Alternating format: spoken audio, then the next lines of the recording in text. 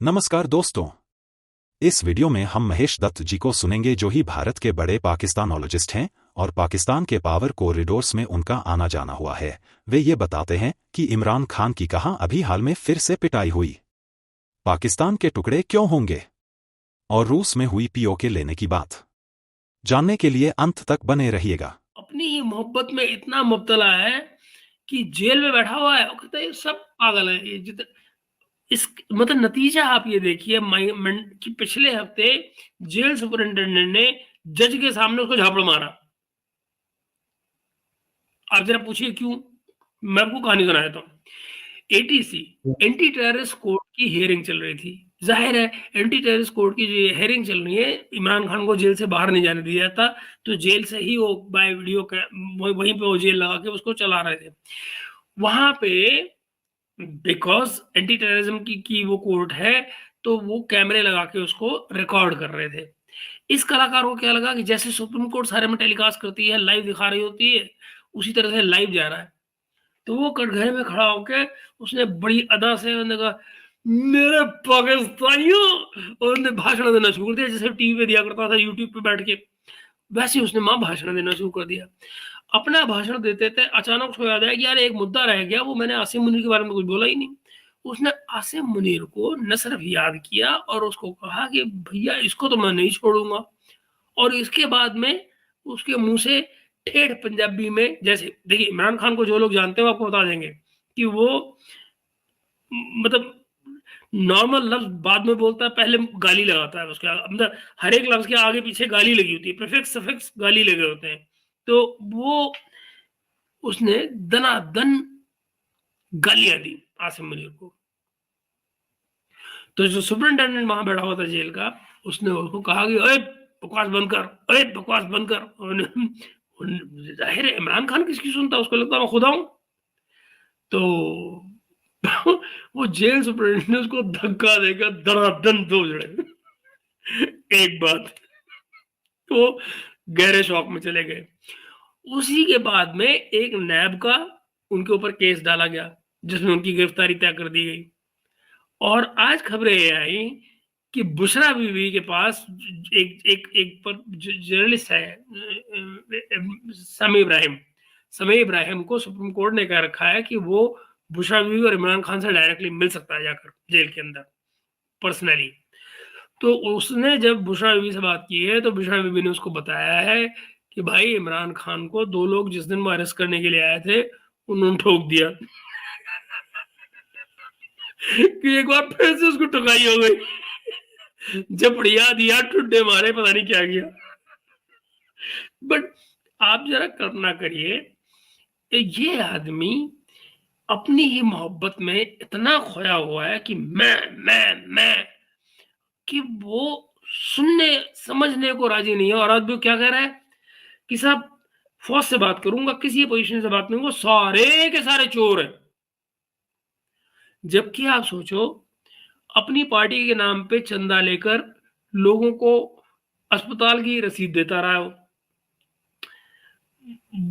अपनी लाई हुई चीजें जो उसको बाहर से गिफ्ट मिल रहे थे, जिसको तोशा खाना का जो माल होता है, मतलब आप सोचिए, जरा कल्पना कीजिए कि वो विदेश जाने से पहले तय हो जाता था कि भाई यहाँ से जो कुछ भी आएगा इस बार किसकी किसकी बारी है, कौन लेगा खरीदेगा, पहले से तय हो जाता था कि वो सारा जो माल वहां से गिफ्ट में आएगा इमरान खान के पास, वो फलाना आदमी खरीद रहा है, उसका पैसा कैश में कर लो। और मुझे आज कंवर चीमा टीवी पे बैठ के क्या बता रहे हैं, पर्सनली जो है ना वो बड़ा ईमानदार आदमी है, और फिर वो कहता है कि मैं उसका सपोर्टर रहा हूं बहुत बड़ा। लो कर लो बात। ये पढ़े लिखे लोगों की हालत है पाकिस्तान की। Why do you think Pakistan should not break? Why do you think Pakistan should not get destroyed? अगर पढ़े लिखे लोग ये कर रहे हैं, कमर चीमा जैसे लोग ये कर रहे हैं, पाकिस्तान में जो जो जो जो फिर ऐसे में जो बूढ़े जजेस हैं जिनकी बीवियां अपनी जवानी में इमरान खान की खूबसूरती पे फिदा थी, उनके क्रश थे वो, कैसे भागता है, कैसे उसके बाल हिलते हैं, उसी में आज तक वो जिंदा है, बेचारी बुढ़ापा आ गया है। तो आप जरा कल्पना कीजिए इस मुल्क का भविष्य क्या है। मैं अंडरलाइन क्या करना चाह रहा हूँ? मैं अंडरलाइन ये करना चाह रहा हूँ दोस्तों कि जो मैं आपको एक ज़माने से कहता हूँ, इस रात की सुबह नहीं। जिस जगह पाकिस्तान खड़ा है, यहाँ से बाहर निकलने का कोई रास्ता नहीं है और वो रास्ते इनकी अपनी फ़ौज ने बंद किए हैं, किसी और ने नहीं।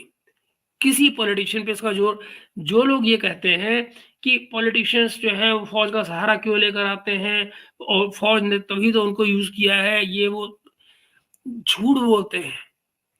ये इन जैसे लोग, कमर चीमा जैसे लोग झूठ बोलते हैं। मैंने आज की वीडियो में यही बताया है। 1950s में सिकंदर मिर्ज़ा ने जब पहली बार टेक ओवर किया था, आप दोस्तों मुझे ये बताओ, क्या मजबूरी थी? कौन-सा पॉलिटिशियन ने बुलाया था उसको? किसी ने नहीं।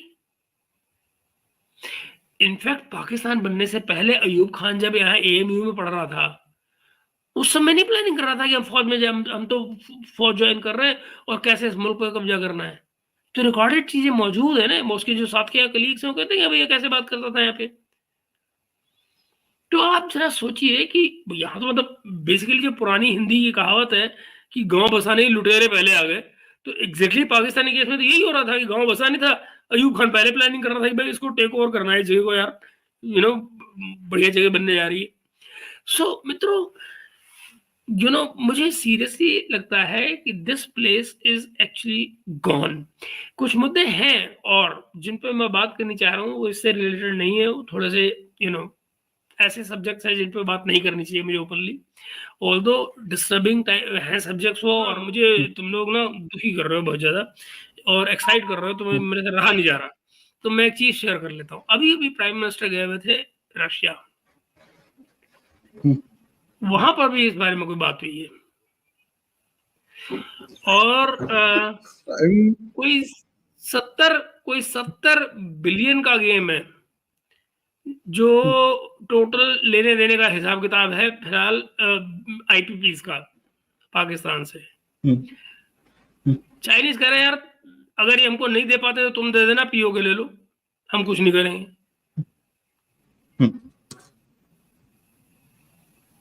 बढ़ में अब आप ज़रा सोचो, हर एक पाकिस्तानी एयरक्राफ्ट जब उड़ता है, फाइटर एयरक्राफ्ट, अमेरिकी उसको जीपीएस नहीं देते हैं।